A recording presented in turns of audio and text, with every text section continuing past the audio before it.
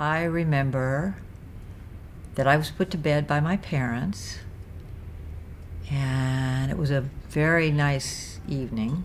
I awakened when I heard what appeared to be a fire engine, and I thought maybe there was a fire. And I sort of was in a half slumber, and I thought, it'll probably go away. It's somewhere around. And it didn't go away, and it stayed.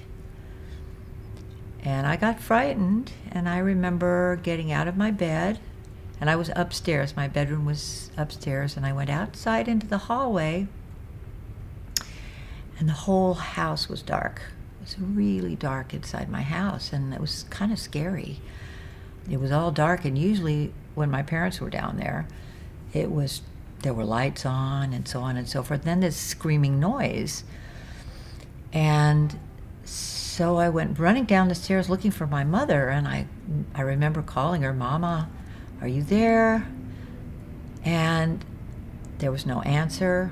I had to turn a left corner to go into the living room, and I remember seeing the living room, and there were bay windows, and there was a couch in front of the bay windows, and the bay windows had like gossamer curtains that you could see through. You could see light from the outside.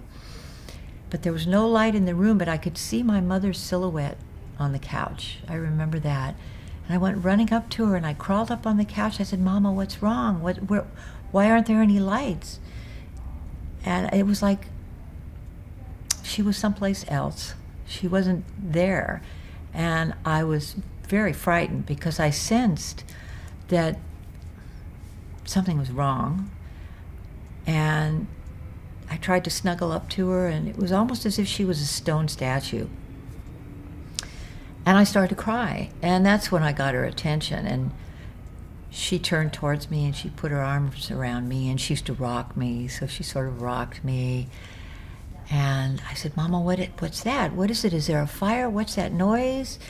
And she said, "It's not a fire engine. It's an air raid siren. We have to keep the lights off until it stops." And I looked at her and I said, "Well, where's Daddy?"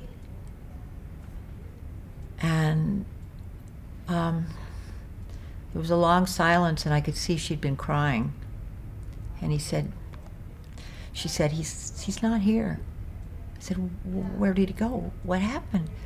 And she just said, "Some men came to the door, and they went into the house, and they looked around, and they went into our bedroom and into the rooms. They looked in your room, and in our room, they opened the drawers, and they checked everything out, and then they took your father with them."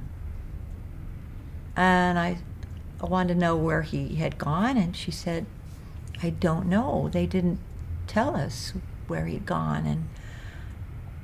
And she started to cry again, and I'm not sure how old I was, but close to 5, if not.